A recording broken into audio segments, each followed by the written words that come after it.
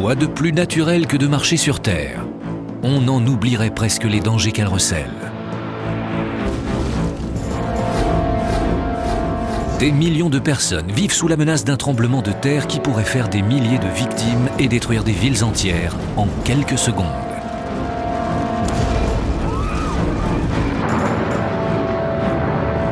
Ce ne sont pas les séismes qui tuent, mais les immeubles.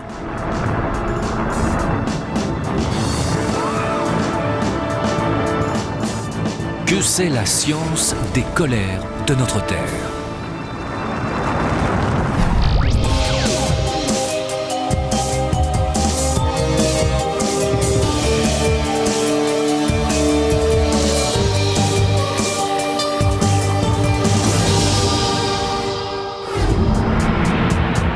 Au cours du siècle dernier, les séismes ont fait plus d'1 million de morts. Au XXIe siècle, les victimes pourraient être encore 10 fois plus nombreuses. En soi, les tremblements de terre ne représentent que peu de danger pour l'homme. Une secousse, même violente, ne peut suffire à nous tuer. Mais elle devient très dangereuse lorsqu'elle survient dans une zone urbaine. La science est-elle capable de nous protéger? Pourrons-nous un jour prévoir les séismes? Ou sommes-nous à la merci de cette puissance terrifiante?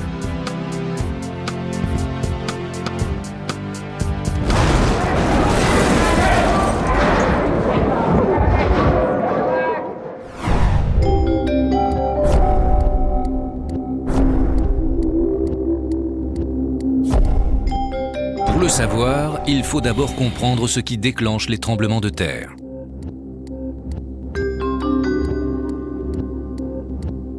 Les séismes sont dus à la libération d'énormes pressions accumulées au sein de la croûte terrestre.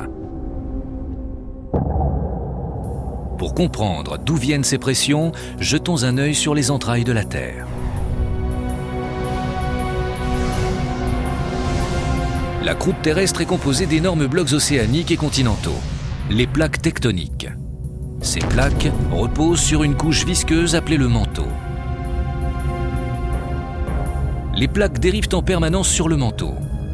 Elles se déplacent imperceptiblement à la vitesse de quelques centimètres par an.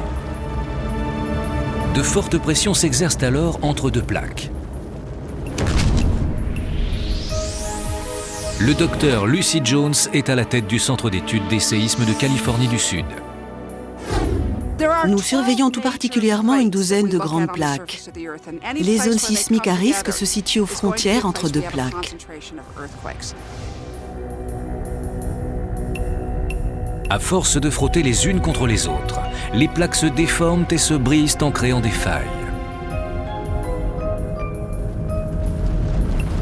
Finalement, la pression est telle que la roche de chaque côté de la faille glisse, puis change brusquement de position.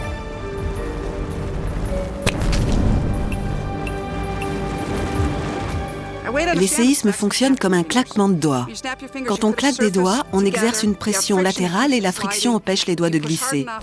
Si on pousse assez fort, la résistance lâche et on engendre une onde de choc. Plus la surface est grande, plus l'énergie libérée est importante et plus la secousse est forte.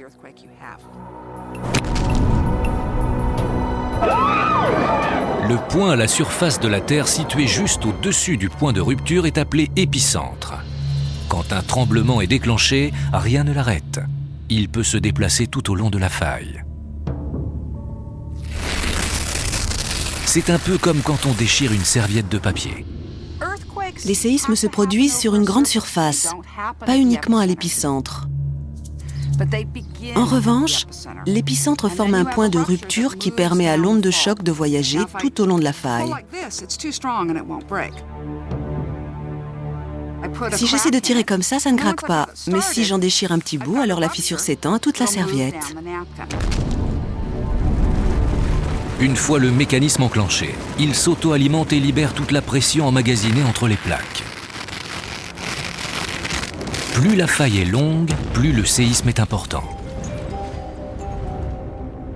Pour qu'un tremblement de terre soit vraiment dévastateur, il doit être situé dans une zone à forte densité de population. La population mondiale ne cesse d'augmenter et les villes sont de plus en plus peuplées. En 50 ans, la démographie de Los Angeles a doublé.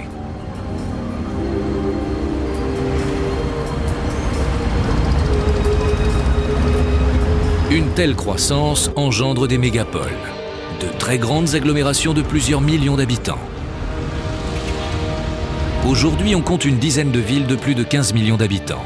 Certaines, comme Los Angeles, Tokyo ou Mexico, sont directement concernées par les séismes.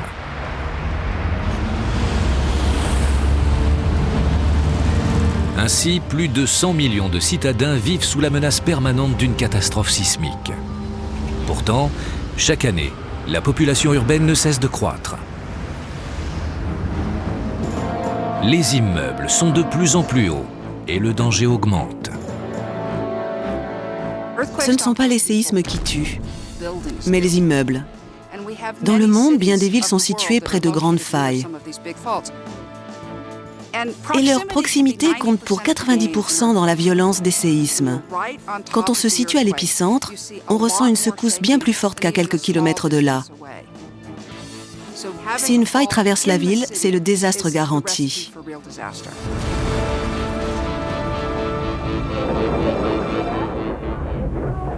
Si un grand tremblement de terre frappait une de ces mégapoles, les conséquences seraient catastrophiques. Les morts pourraient se compter par millions.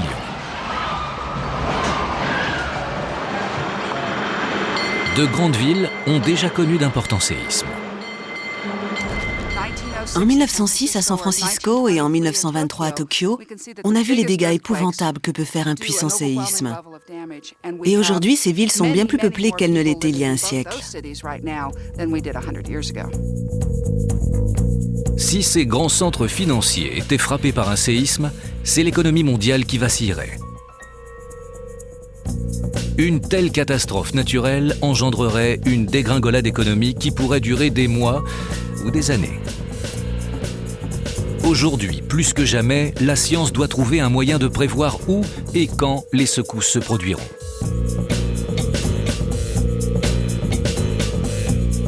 La ceinture du Pacifique est plus souvent touchée par de grands tremblements de terre que les autres régions du monde. Elle borde toute la plaque pacifique, depuis la mer de Chine méridionale jusqu'à l'Amérique du Sud, en passant par la côte californienne. Les volcans qui la jalonnent lui ont valu le surnom de ceinture de feu du Pacifique. Le tremblement de terre le plus violent jamais mesuré s'est produit ici. En 1960, une secousse terrible de magnitude 9,5 ébranle le Chili. Elle entraîne de gigantesques glissements de terrain et tue plus de 2000 personnes. À quoi correspond véritablement la puissance d'un tel séisme? La réponse fait froid dans le dos.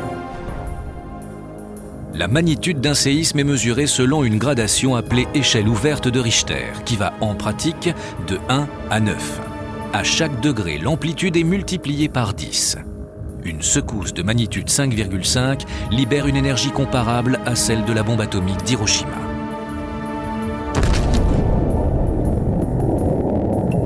Et l'énergie d'un tremblement de terre de magnitude 9,5 sur l'échelle de Richter est 1 million de fois supérieure à celle d'un séisme de magnitude 5,5.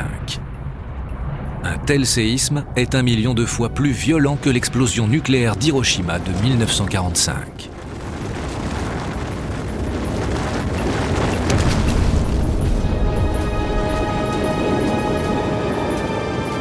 Un séisme de magnitude 9,5 au cœur d'une mégapole pourrait tout anéantir sur son passage.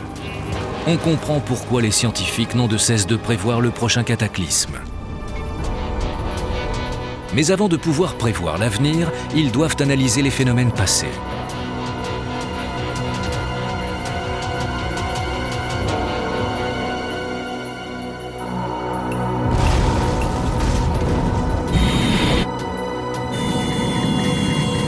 On sait que si un grand tremblement de terre frappait une mégapole, les pertes humaines seraient considérables. Des millions de personnes pourraient y laisser leur vie.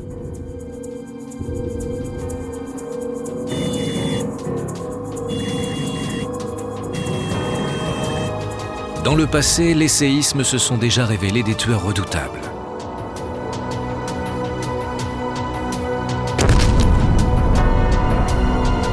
Le tremblement de terre le plus meurtrier d'Amérique s'est produit en 1906. Le 18 avril, San Francisco est frappé par un séisme de magnitude estimée à 8,3. La secousse elle-même est dévastatrice, mais les incendies qu'elle engendre réduisent la ville en cendres en 4 jours. Ils font plus de 3000 morts.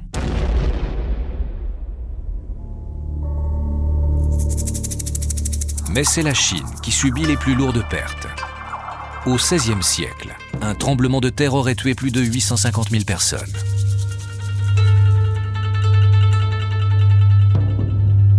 En 1976, le grand tremblement de terre de Tangshan, de magnitude 8, a fait 240 000 morts selon le bilan officiel.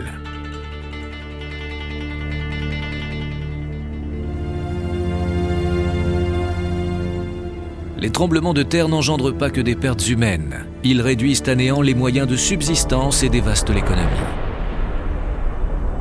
Le séisme le plus coûteux de tous les temps s'est produit au Japon en 1995. Un matin de janvier, la ville de Kobe est réveillée par un séisme de magnitude 6,9.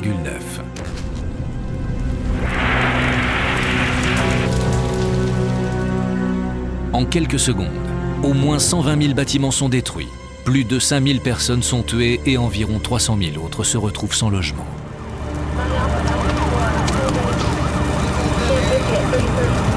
La secousse ne dure qu'une vingtaine de secondes, mais cela suffit à causer 200 milliards d'euros de dégâts.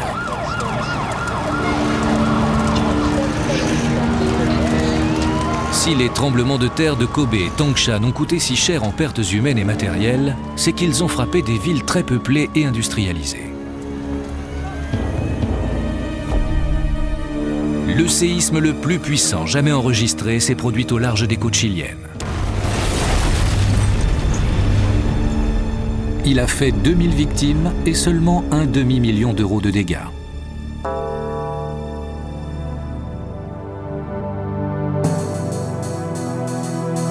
Ce tremblement de terre de 1960 a atteint une magnitude de 9,5 sur l'échelle de Richter. Question séisme, les États-Unis sont loin d'être en reste. La secousse la plus violente enregistrée sur le sol américain est également survenue dans une zone faiblement peuplée. En 1964, un séisme de magnitude 9,2 frappe l'Alaska, près de la ville d'Anchorage. C'est le deuxième tremblement de terre le plus violent jamais enregistré. En Amérique, la durée moyenne des grands tremblements de terre est d'une trentaine de secondes. Mais celui de l'Alaska voyage tout au long de la faille sur plus de 3000 km et dure près de 5 minutes.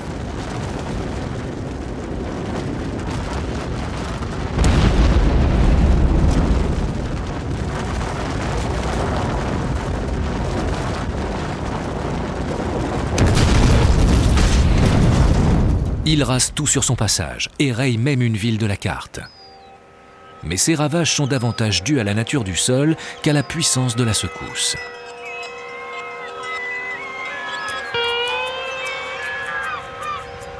Située au pied d'un glacier, la petite ville littorale de Valdez vivait en sursis.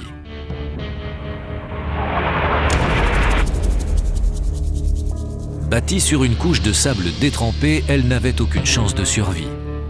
Le sol tendre a accentué les mouvements du séisme.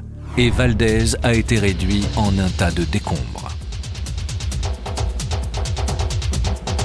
Gloria Day et Linda Guthrie, une mère et sa fille, toutes deux rescapées du désastre, n'oublieront jamais le jour où leur monde s'est écroulé.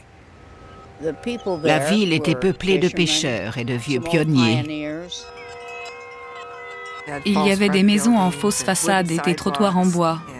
C'était une petite communauté solidaire. Cet après-midi-là, le bateau à vapeur China est au port. Il apporte des produits de première nécessité, des fruits frais et des marchandises. C'était un événement quand le bateau arrivait. Tous les gamins rappliquaient quand le bateau était là, parce que le cuistot de bord leur faisait des bonbons et des gâteaux. À 17h30, alors que le navire accoste, la ville se met à trembler.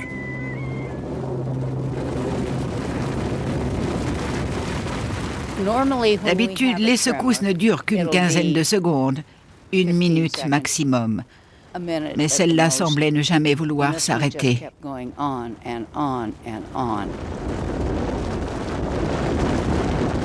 La Terre tremble pendant presque 5 minutes.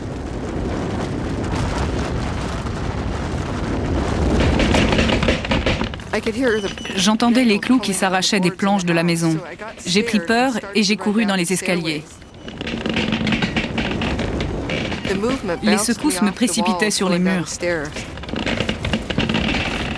Le pick-up était garé devant la maison. Il glissait dans tous les sens. J'ai pensé que la Terre allait s'effondrer dans l'eau ou que c'était la fin du monde. Les maisons sont posées sur un sol de gravier et de sable. Lors du séisme, les ondes de choc ont secoué ce terrain instable au point de faire s'écrouler la ville entière.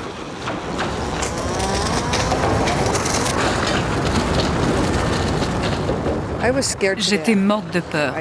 J'ai cru que ça ne s'arrêterait jamais, que c'était l'apocalypse. La Terre s'est ouverte et il y a eu comme un glissement de terrain sous-marin.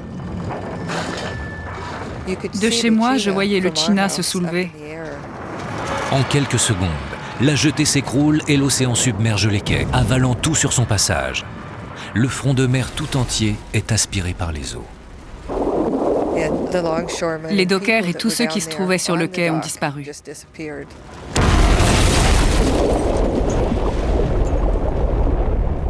Enfin, les citernes de pétrole de la ville se brisent et des incendies ravagent les quelques bâtiments qui sont encore debout. Des familles entières périssent. Peu après, la région est classée géologiquement dangereuse. On n'y construira plus rien. Le site est abandonné à jamais. On était horrifiés. On savait qu'il venait de se produire une vraie catastrophe. Les survivants ne reviendront jamais. Comment le séisme a-t-il pu raser une ville entière? Quand un grand tremblement de terre secoue un sol détrempé, il se produit un phénomène appelé liquéfaction. Elle survient sur des terrains peu denses ou sablonneux. Lorsqu'il est secoué, un sol détrempé se comporte comme un liquide.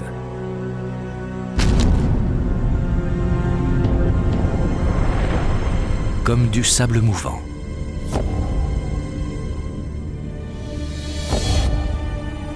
L'ancienne Valdez était bâtie sur un sol boueux et saturé d'eau. Elle n'avait aucune chance de résister à une secousse violente de près de 5 minutes. Le sable se comporte comme quand on secoue une boîte de farine. Le niveau descend. L'ancienne Valdez s'est littéralement enfoncée dans la mer. La nouvelle ville de Valdez est bâtie à 6 km de là.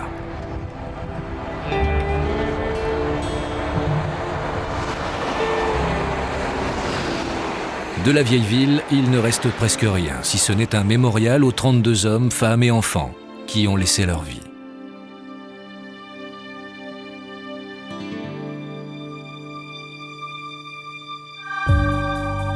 Certaines grandes agglomérations sont construites sur un terrain tout aussi instable. Des quartiers de Los Angeles et de San Francisco pourraient se liquéfier sous l'effet d'un grand tremblement de terre.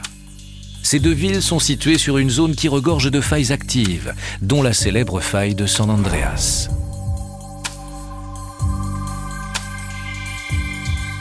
Elle ne se matérialise pas par une crevasse.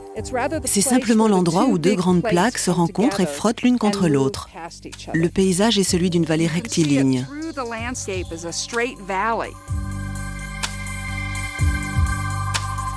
La faille fait plus de 1000 km de long. Elle commence à 430 km au nord de San Francisco et s'achève à 320 km au sud de Los Angeles. Les deux grandes plaques de la faille de San Andreas se déplacent dans des directions opposées. Los Angeles se rapproche de San Francisco à peu près aussi vite que poussent nos ongles, de 3 à 6 cm par an. La pression accumulée se libère en milliers de petites secousses chaque année.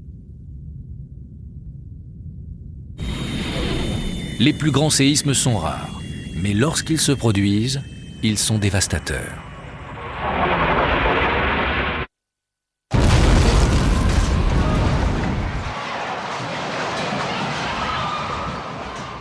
San Francisco est situé tout près de la faille de San Andreas. Les secousses sont bien plus violentes quand on est proche de la faille, et un jour ou l'autre, San Francisco en subira les conséquences de plein fouet. Le dernier grand tremblement de terre a frappé la ville le 17 octobre 1989. Ce mardi-là, une bonne partie de la ville se prépare à regarder la rencontre de baseball entre les Giants de San Francisco et les A's d'Oakland. C'est à ce moment-là que la terre se déchaîne.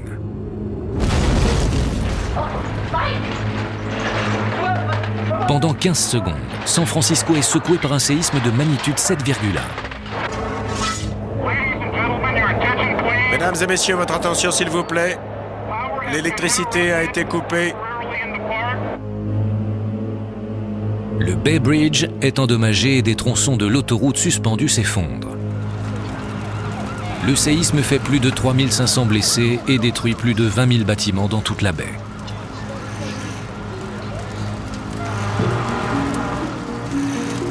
Malgré les énormes dégâts matériels, les pertes humaines sont relativement modestes. 63 personnes sont tuées.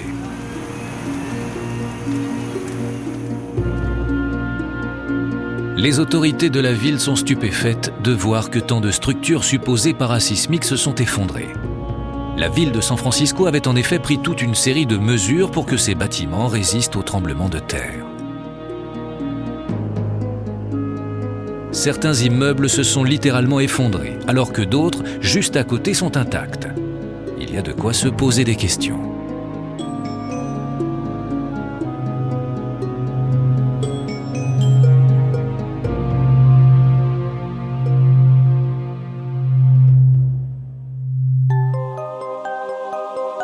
Pourquoi certains immeubles résistent-ils là où d'autres s'écroulent?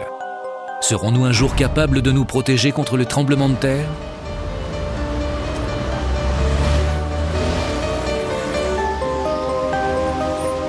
Aux États-Unis et au Japon, des grandes villes menacées développent de gigantesques programmes de construction parasismique.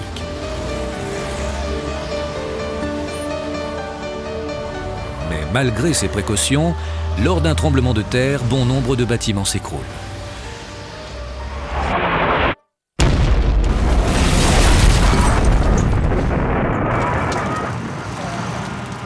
Lors du séisme de Kobe en 1995, plus de 120 000 immeubles ont été endommagés.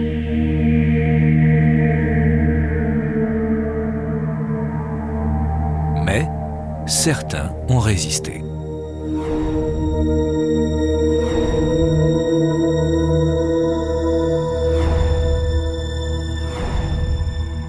La plupart des bâtiments s'écroulent à cause de la fréquence des ondes sismiques. La simple vibration peut faire s'effondrer un immeuble de plusieurs étages. Le docteur Lucy Jones compare le phénomène à la fréquence des ondes musicales d'un violoncelle. Les failles produisent des tremblements de terre exactement comme la corde produit une note quand je la frotte avec l'archet. On peut comparer un séisme à la musique que produit l'instrument. Quand deux plaques frottent l'une contre l'autre, comme l'archet frotte sur la corde, cela produit des vibrations de différentes fréquences. La fréquence d'un séisme dépend de la longueur de la faille, comme la note produite par l'instrument dépend de la longueur de la corde.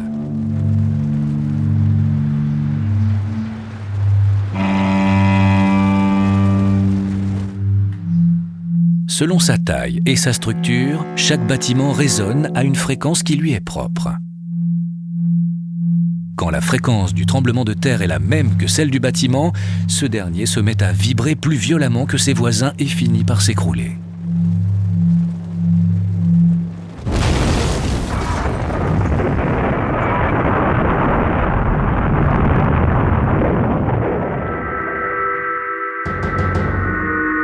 Les villes villes américaines tentent de s'équiper de structures parasismiques. Los Angeles a investi des sommes considérables pour que tous ces bâtiments résistent le mieux possible aux secousses.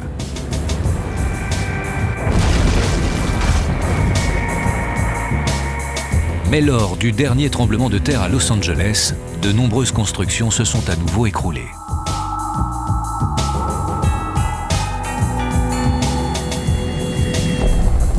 Le 17 janvier 1994, à 4h30 du matin, les habitants de l'agglomération de Los Angeles sont réveillés en sursaut par un séisme de magnitude 6,7. Les secours sont submergés d'appels. Ils ont besoin de renforts. Quiconque a une formation de sauveteur est le bienvenu.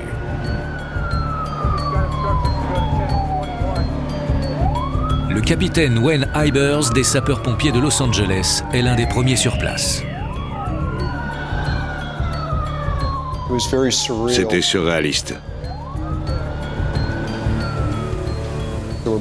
Des conduites de gaz rompues s'étaient enflammées.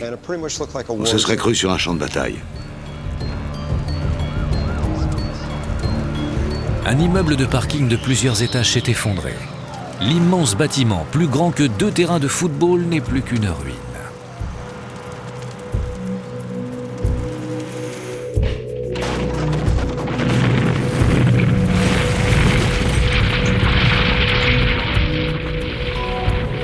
Le seul homme présent dans l'immeuble, Salvador Peña, est coincé sous 20 tonnes de gravats.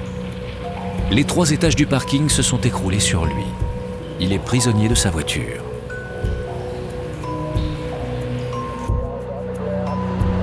Le vétéran Wayne Ibers se trouve sur les lieux. Je me demandais comment on allait faire. La tâche paraît impossible, mais il faut vite trouver un plan.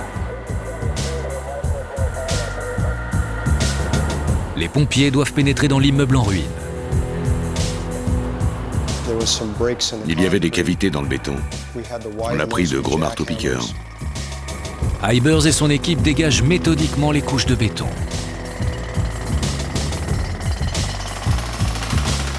Ils doivent faire vite. Chaque seconde compte.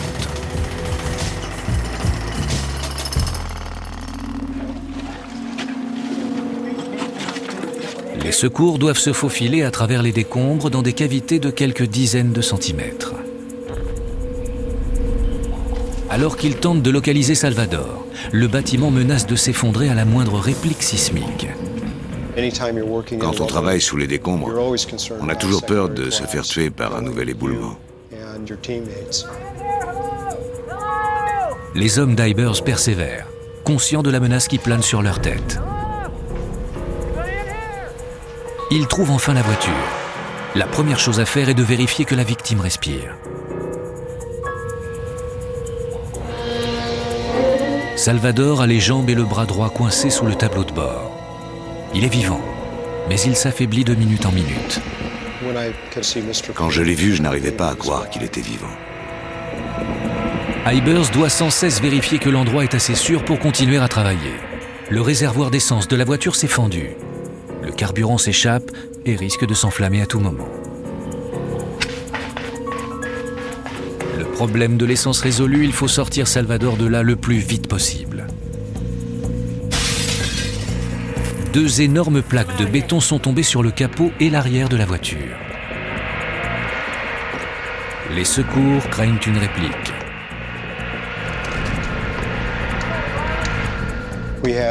On a connu des répliques de magnitude supérieure à 5. Ça commence à faire pas mal.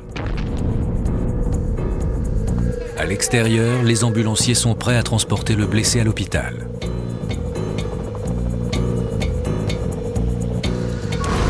Mais il faut d'abord l'extraire de sa voiture. Les airbags ont soulevé le béton, offrant à la victime quelques centimètres salvateurs. Armés de pinces coupantes hydrauliques, les sauveteurs désossent le véhicule.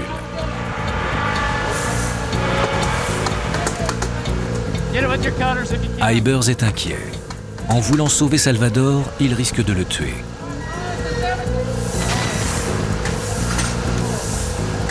Il sait qu'en dégageant les jambes comprimées de Salvador, il pourrait engendrer un crush syndrome. ou syndrome d'écrasement qui entraînerait un état de choc, une insuffisance rénale et finalement la mort.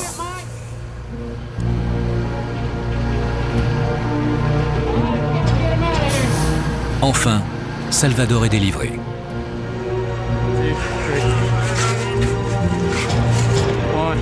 Ses cuisses ont été écrasées jusqu'à ne mesurer plus que 7 cm d'épaisseur. Mais les médecins parviendront à sauver ses jambes. Il survivra. Plus surprenant encore, il ne souffre d'aucune fracture. Ce qui nous pousse dans de telles situations, c'est le désir plus fort que tout de sauver les gens, de secourir des personnes qui ne peuvent s'en sortir toutes seules. Bien d'autres bâtiments se sont effondrés dans le tremblement de terre et d'autres victimes ont eu moins de chance que Salvador. 57 hommes et femmes ont perdu la vie et 9000 ont été gravement blessés. Les plaques tectoniques sont en mouvement permanent. Un jour ou l'autre, un autre grand séisme frappera immanquablement une zone urbaine. Ce n'est qu'une question de temps. Que peut-on faire pour s'y préparer ? Depuis le tremblement de terre de Los Angeles en 1994, les normes de construction ont été renforcées. Les services de secours ont été améliorés et de nouveaux centres de formation de sauveteurs ont été créés. À College Station, au Texas, une ville miniature a été spécialement conçue.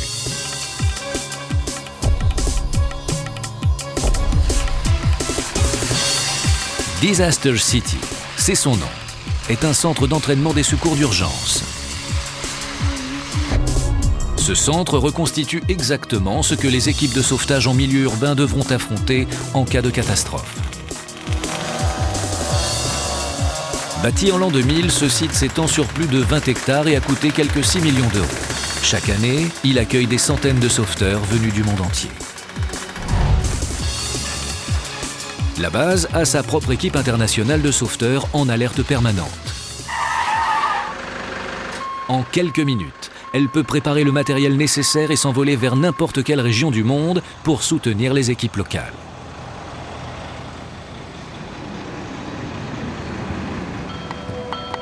La puissance dévastatrice et fulgurante des tremblements de terre est évidente. Mais les séismes peuvent engendrer d'autres périls moins immédiats. Kostas Sinolakis, professeur de génie civil à l'Université de Californie, étudie ces phénomènes. Les tremblements de terre déclenchent parfois une autre force destructrice, les tsunamis.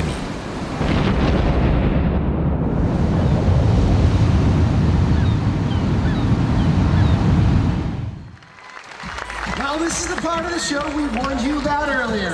Are you ready to get wet? That's right.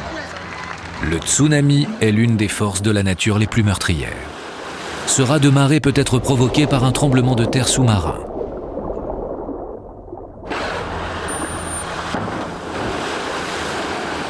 Le professeur Kostas Sinolakis, expert en tsunami, compare le phénomène aux vagues provoquées par une orque dans un bassin.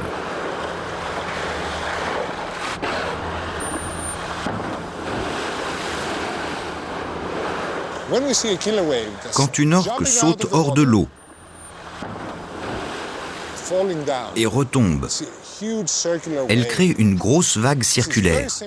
C'est ce qui se passe quand un séisme déchire les fonds sous-marins. Cette vague circulaire est provoquée par l'impact de Shamu, l'orque de 5 tonnes qui retombe à plat sur l'eau. Le choc déplace un grand volume d'eau et cette eau doit bien aller quelque part.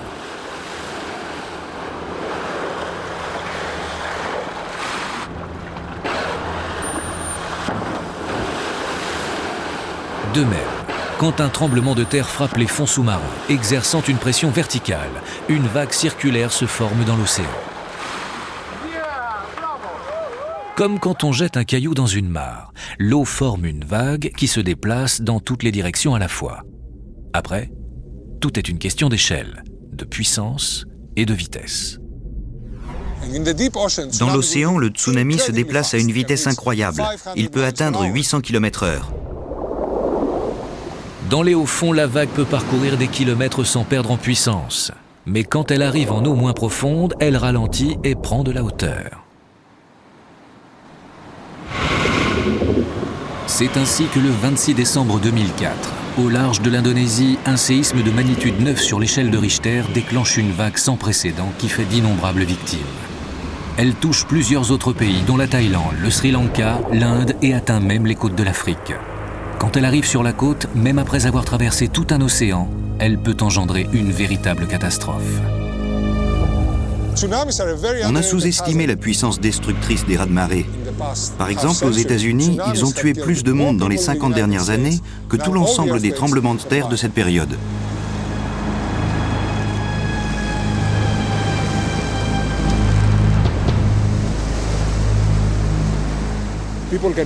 On se repose tranquillement sur une plage et tout à coup, un tsunami arrive et broie tout sur son passage.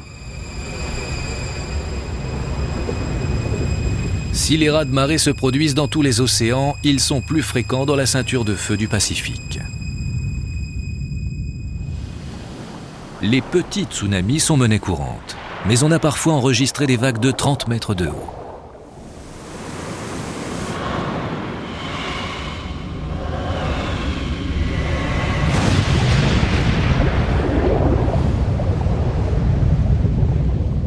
Le tremblement de terre chilien de 1960 déclenche un énorme raz-de-marée dans l'océan Pacifique.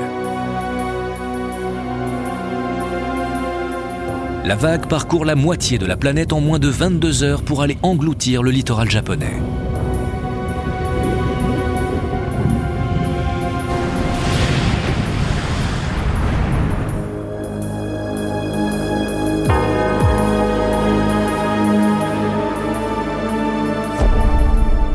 Les États-Unis subissent eux aussi les conséquences désastreuses des tsunamis. Le dernier grand raz de marée a frappé les côtes américaines en 1964. L'énorme tremblement de terre d'Alaska a provoqué toute une série de tsunamis. Les vagues ont atteint près de 70 mètres de haut, soit la hauteur d'un immeuble de 30 étages. Se déplaçant à une vitesse fulgurante, elles sont descendues jusqu'en Californie. Elles ont ravagé 29 quartiers urbains et tué 11 personnes. Les effets de la vague se sont fait sentir jusqu'en Afrique du Sud. En 1998, un autre genre de raz-de-marée change à jamais le point de vue des scientifiques.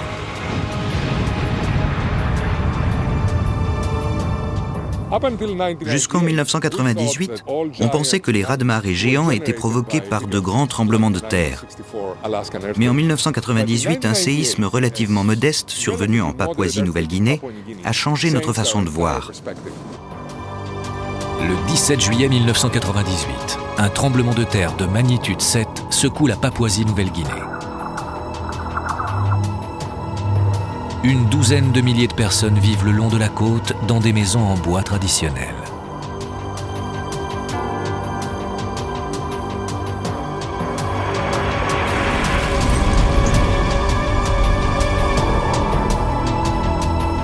Quelques minutes après le séisme, on entend un grondement. De la plage, on voit l'océan se retirer à une vitesse extraordinaire. Une mystérieuse barre noire apparaît à l'horizon. Alors que la vague approche, les villageois commencent à fuir. Mais il est trop tard.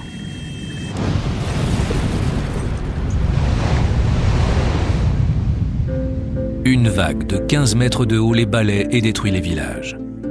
Plus de 2000 personnes sont tuées.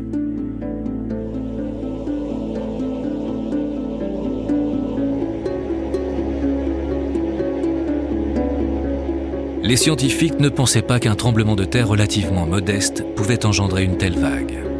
Jusque-là, ils croyaient que les tsunamis n'étaient provoqués que par d'énormes séismes situés juste en dessous des fonds marins.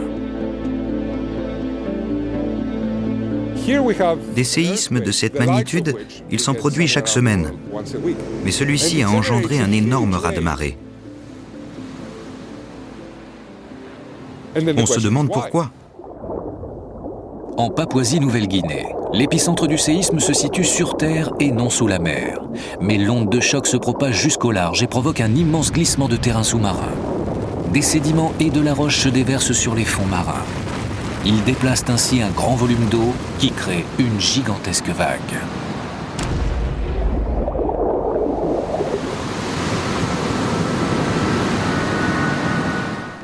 Il est très dur de prévoir les tremblements de terre, et encore plus les raz-de-marée.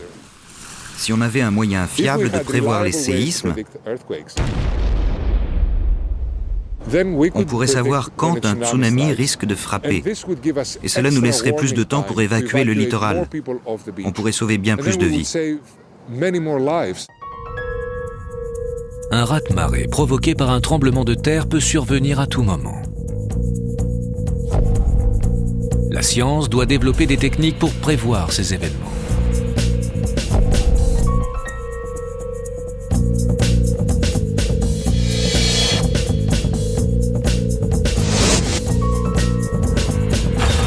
À l'université de Los Angeles, cet homme travaille sur une formule mathématique qui fait beaucoup parler le monde scientifique. Se pourrait-il qu'il ait trouvé le moyen de prévoir un séisme ?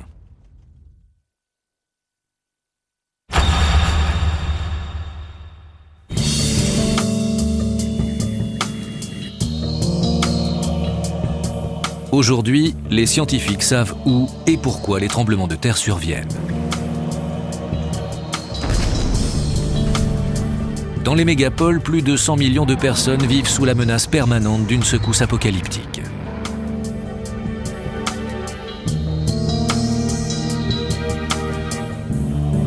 Un système de prévision fiable permettrait de faire évacuer les villes et de tenir les secours en alerte.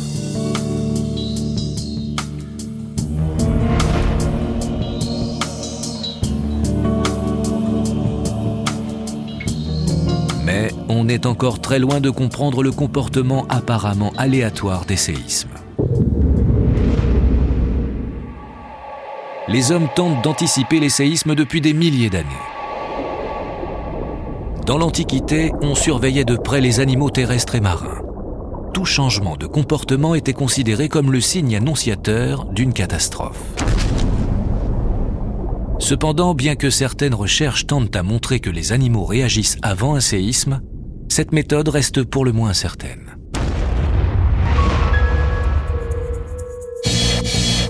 Les études sérieuses n'ont commencé que dans les années 1970.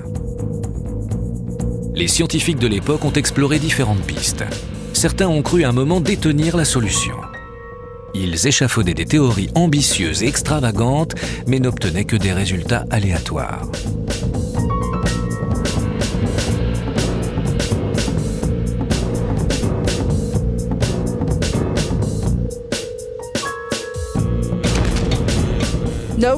Personne n'a pu reproduire 2 fois le même résultat. Certains ont eu de la chance, mais jamais 2 fois de suite. Jusqu'à ces dernières années, la science n'a jamais trouvé de méthode fiable. La technique actuelle est basée sur l'étude de l'activité passée des failles connues. On est capable de dire où les séismes sont les plus susceptibles de frapper, quelle magnitude ils pourraient atteindre et quelles seraient leurs conséquences. Ainsi, les experts sont convaincus que Los Angeles ou Tokyo seront un jour victimes d'un tremblement de terre, car elles en ont déjà connu plusieurs. Mais la question est, quand ? La plupart des scientifiques pensent qu'il est impossible de connaître la date des prochains séismes. Mais la science pourrait bientôt faire un pas de géant. L'un des plus grands sismologues au monde est bien décidé à balayer les idées reçues sur la prévision sismique. Le professeur Vladimir Kelisborok est un scientifique russe installé à Los Angeles.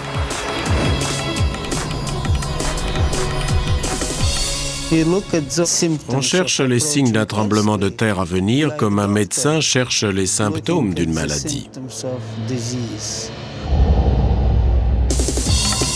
Il dirige une équipe de chercheurs internationale. Elle est composée d'experts en reconnaissance des formes, en sciences de la Terre, en sismologie et en théorie du chaos, travaillant dans des instituts du monde entier.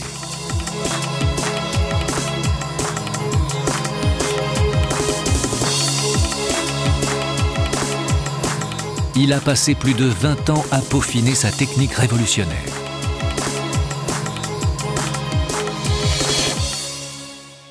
Sa méthode est simple. Il a élaboré une formule mathématique pour prévoir les séismes. Pour obtenir un résultat, il faut introduire dans la formule la quantité, l'amplitude et la fréquence des vibrations terrestres dans une zone donnée.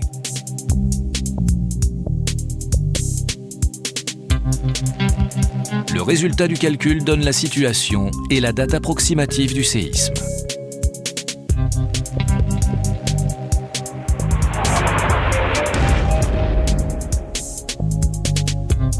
La formule est sans cesse affinée. À l'avenir, il espère pouvoir cibler la date du tremblement de terre à quelques semaines, voire à quelques jours près.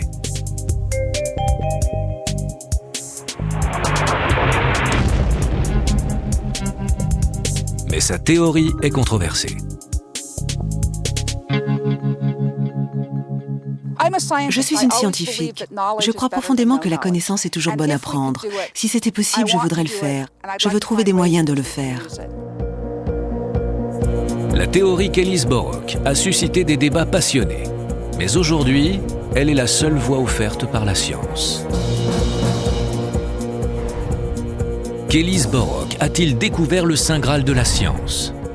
Jusqu'ici, son équipe a obtenu de bons résultats. En juin 2003, elle a prédit qu'un tremblement de terre de magnitude 6,4 secouerait la Californie centrale dans les 9 mois à venir.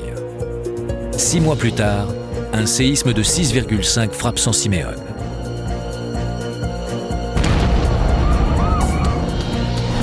Elle prévoit ensuite un tremblement de terre de magnitude 7 aux alentours d'Hokkaido. Moins de 3 mois plus tard, une secousse encore plus violente ébranle la région. L'équipe de qu'Ellis-Borok a vu juste par 2 fois en matière de prévision sismique. N'était-ce qu'un coup de chance? Les autres sismologues estiment que qu'Ellis-Borok doit faire au moins 10 prévisions exactes pour que les résultats soient considérés comme scientifiquement fiables. Le temps nous dira si cette théorie est juste. J'ignore si le docteur qu'Ellis-Borok a raison. Je l'espère, car dans ce cas, la prévision devient possible. Ce serait fantastique, mais je n'en suis pas encore sûre.